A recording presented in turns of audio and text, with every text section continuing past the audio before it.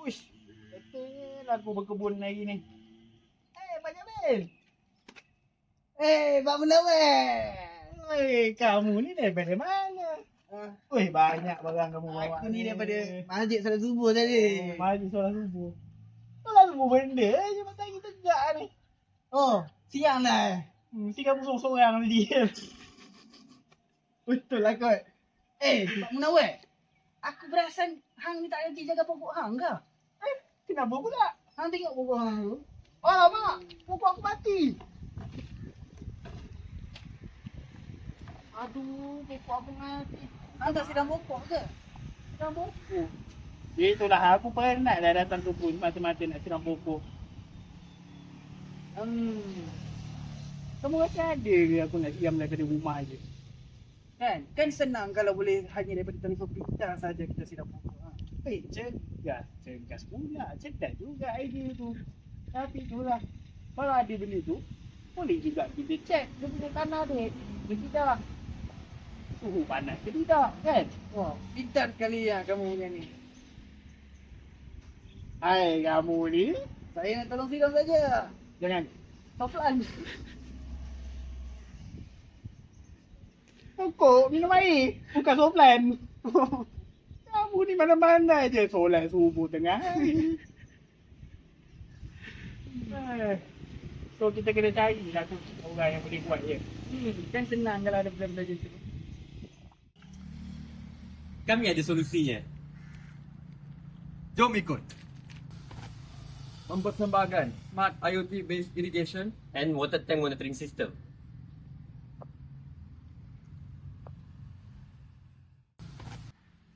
Okey, ini adalah control module kami.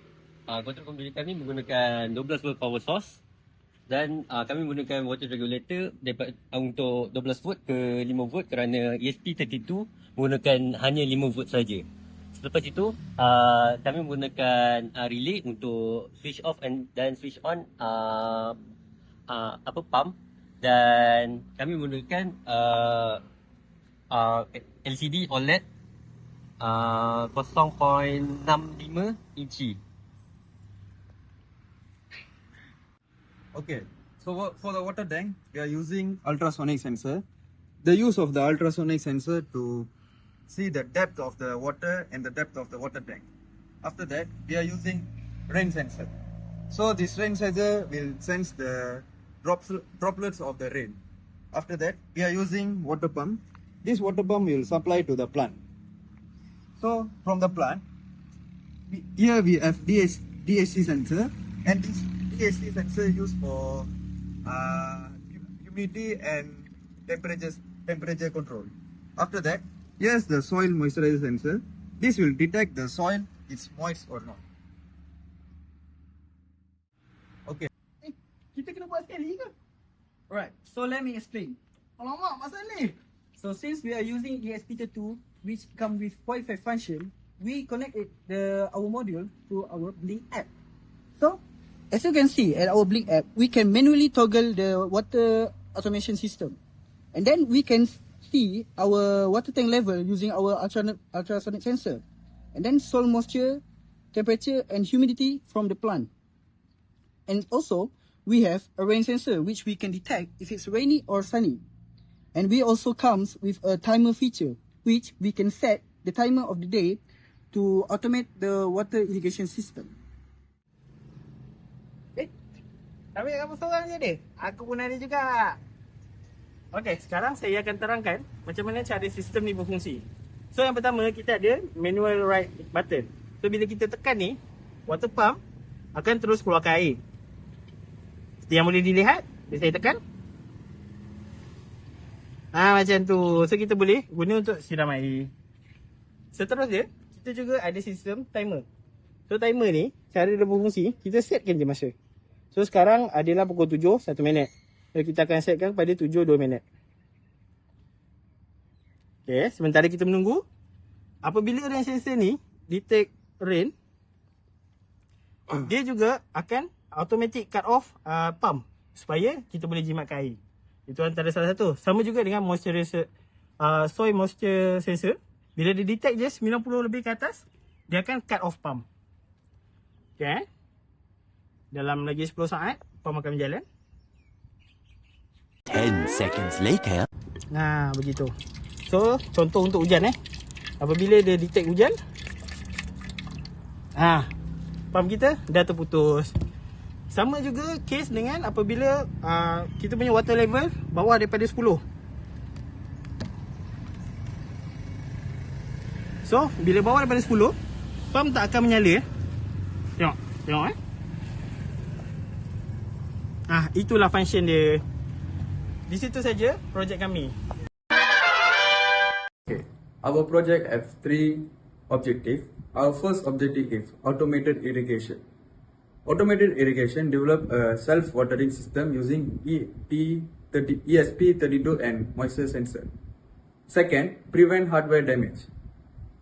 Implant ultrasonic tank monitoring to stop pump from dry and running. So the third is enable remote monitoring. Create an IoT dashboard for real-time visual feedback and alerts. To achieve our objective, first we done survey. So we use a Google form for market survey to know the problem and the demand from the consumer. And then we literature review to see every past project. And then component sourcing. We budgeting the component according to our budget. And then prototype design using AutoCAD for the physical hardware design. And then WalkWe for circuit design. And then we develop a cloud system using Blink app software. And lastly, we test the circuit. And finally, we fabricate the prototype. This is a project for our project. First, initialize ESP32 and sensor, connect to billing server, and check sensor.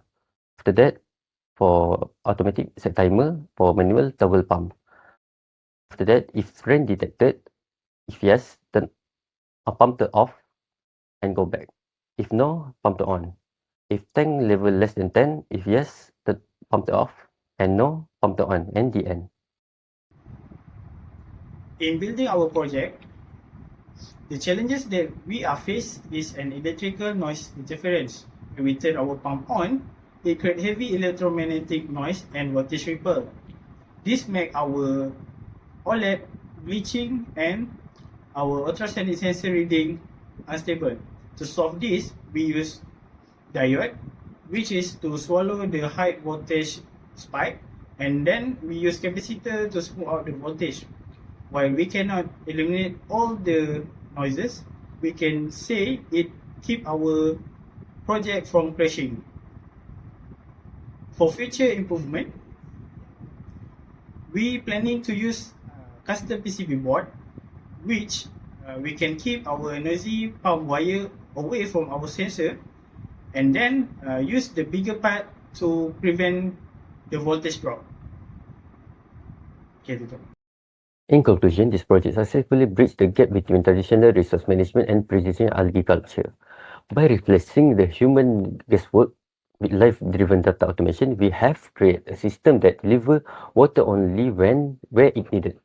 This drastically minimizes water waste, protect especially hardware like pump, and lower operational labor costs. Ultimately, this framework proved that scalable IoT solutions are practical, high-efficient pathway toward automation.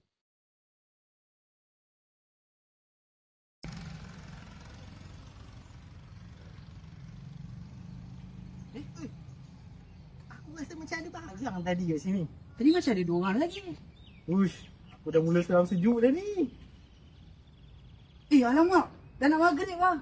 Oh, dah nak maghrib Ah. Waduh, aku tak pagi lagi makan ayam aku ni. Alamak. Alamak.